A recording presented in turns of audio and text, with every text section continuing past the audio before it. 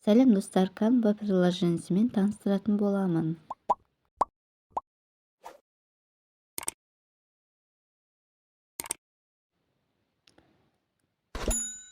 Canvaға кіргеннен кейін осындай бізге әдемі шаблонда береді. Бұл жерде YouTube'қа да болсын, Facebook'қа, Instagram'ға немесе Stories'ке кез келген жерге жасауымызға болады. Енді мына жерден поискке кіріп, өзімізге керек фонымызды алуымызға болады. Мысалы, мен день рождения деп мысал ретінде сіздерге көрсетіп жатырмын. Міне жазамыз. Жазғаннан мынандай жазулар шығады. Осының ішінен біреуіне кіріп, өзімізге керекті фото, видео ала аламыз.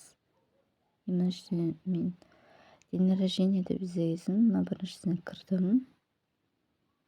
Міне осы жерде мен детский мына жерге бөлінеді. Детский үлкен жасқа болсын, осы жерден қараймыз.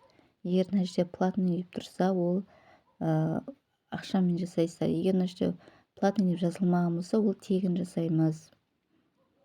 Осы жерден бұл астына түсе берсек, көп түрлері бар. Мен бәрін ақтарған жоқпын, себебі уақыт үнемдеу керек. Сол үшін мен мына жерден бір ғана фотоны алып, мысал ретінде көрсетейін. Міне мына жерде мына қыздың, кішкене қыздың фотосын алдым. Міне, енді осы жерден біз заменить деп бассақ, фотоны ауыстыруға болады, немесе удалить етіп, мына жерден мына плюсикті басып, үстіне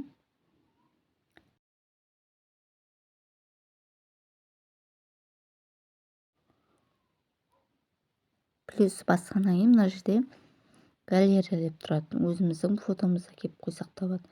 Немесе мына элементке кіріп, өзімізге керекті бір шаблондар болса, қосқыңыз келсе, осы жерден қарасаңыз болады. Мына жерде жазылып тұрады, өзіңізге қайсысы ыңғайлы. Мен мына жерден сердце дедім. Сердценің ішіне кіргеннен осы жерден былай жылжытсаңыз неше түрлісі шығады. Мына жерде мен көп бәрін ақтармай-ақ, мына жерден бір жүректі алайын. Былай бассаңыз, рамка, диаграмма, жүректің атауларымен неше түрлісі шыға береді осылай. Мына жүректі біреуін алдым. Қазір осының біреуін алып көрсетейін. Міне әкелдік. Енді мынау дөңгелекті басып тұрып, бүйтіп, үлкейтіп, кішейтіріп, өзімізге ыңғайлап алсақ болады. Енді осыны ыңғайлап алдық. Енді біз плюсті басып, қайттан галереяға кіреміз. Өзіміздің жаңа баламыздың фотосын әкеп қойсақ болады.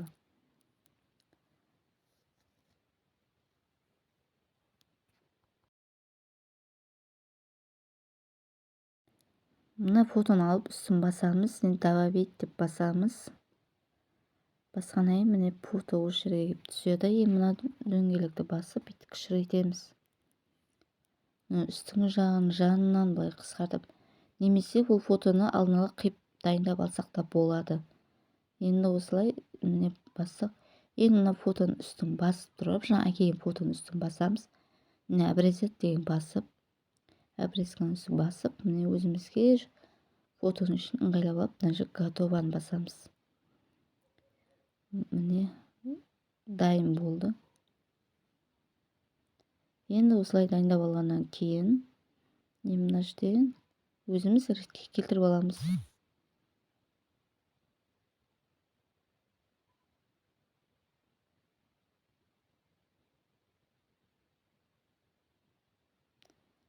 Енді осы жерде мына жазудың қасақшалап жазсақ болады.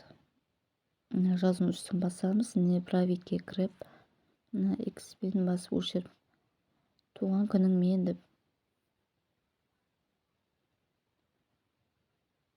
жазып аламыз. Мына жерден ақты бит тартсаңыз, ұзарады осылай. Осыны үлкейтіп алғаннан кейін, мына жерден шрифтке апарып, жазуымыздың шрифтін өзгертіп алсақ болады. Шрифтке кіріп.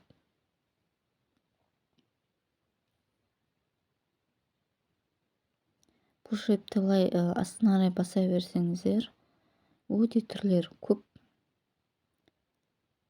Мен мына жерден біреуіне қоя салдым. Енді мына жерден біз размерге кіреміз. Басып жылжытсақ, үлкейтіп кішірейтеді, немесе қолмен істеуіңізге де болады. Енді светті қарауымызға болады. Светтен өзіңізге ұнаған түстен ауыстыра аласыздар.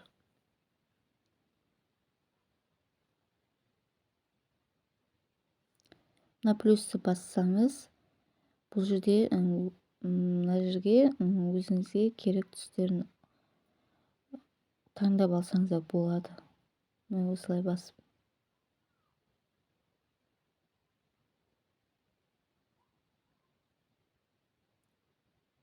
Мына фотоға сәйкестіріп жазуын алсаңыз да болады. Енді келесі біз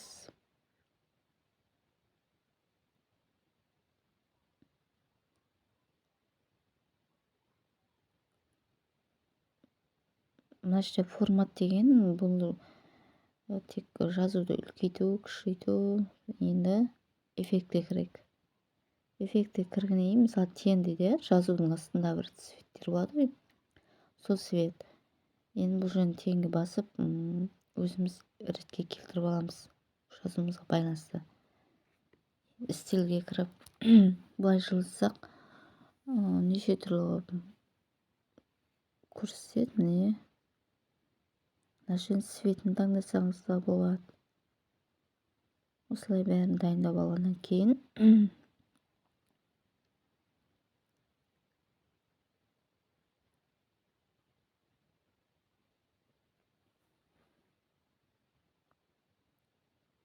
анимацияны қоюыңызға болады, немесе қоймасақ та болады.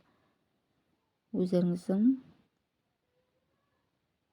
фантазияларыңызға байланысты.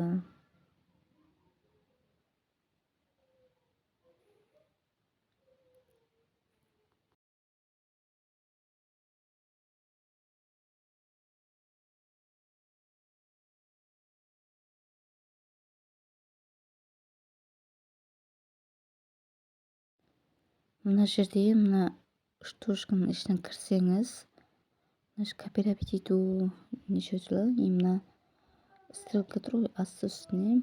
Мысалы жазудан артынан жіберетін болсақ, мына стрелканың төменіне бассақ, артына тұрады. Егер үстіне шығу үшін мына стрелканы бассаңыз, үстіне шығады. Осылай өзіңіздің неңізге қарай қоясыздар. Бір фотоны өшіріп алсаңыз, кейде мына стрелканы бассаңыз, қайтадан орнына келеді. Керек емес фотоларды осылай өшіріп алсаңыздар да болады. Мына жерде міне стрелканы көріп тұрсыз ғой, соны бассаңыз орнында болып келеді. Әрқайсысының үстін басып тұрып, жазып, немесе фотоларды өшіріп, ауыстырып жасауыңызға болады. Кішкентай суреттің өзінде солай ауыстырасыздар осы жерден. Өздеріңіздің идеяларыңызға байланысты. Қосымша сурет қойғыңыз келсе, плюсикті басамыз. Плюсикті басқаннан кейін поиск шығады. Поискке өзіңізге керекті фотоны іздесеңіз болады. Мен мына жерде гүл қарап жатырмын. Осылай орысша жазсам, күшті гүлдердің түрлері шығады.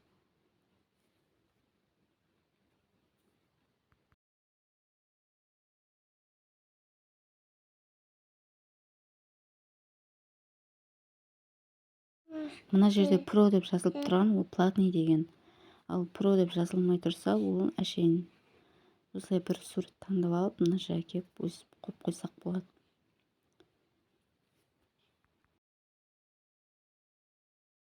Сурет қосатын болсақ, плюске барып, қайттан поискке кіріп, өзімізге керек фотоны іздейміз. Мысалы, мына жерін өшіріп тастаймын. Енді осы жерге менің қазақша жазсам шықты. Міне безендіру шарик деп жазғам негізінде. Ең үстін басып, осы жерден өздерің жаңа айтқанымдай неше түрлі несін береді. Мен біреуін таңдай салдым. Өйткені қарап отыратын уақыт жоқ.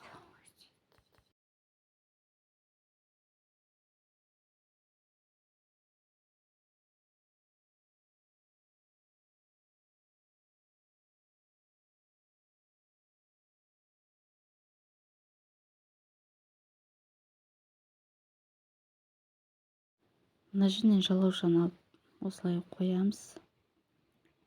Енді жоғарыға мына бұрышына дөңгелекті басып осылай әкеп қоямыз. Енді мына суреттің фонын үстін басып тұрамыз да. Мындай түсін өзгертсек те болады, өзімізге ыңғайлап. Енді осы мынаны үш бұрышты басып, қайттан көріп алсақ болады. Енді сохранить етіп, скачать етіп аламыз. Ұнаса маған тіркеп, лайк басуды ұмытпаңыздар.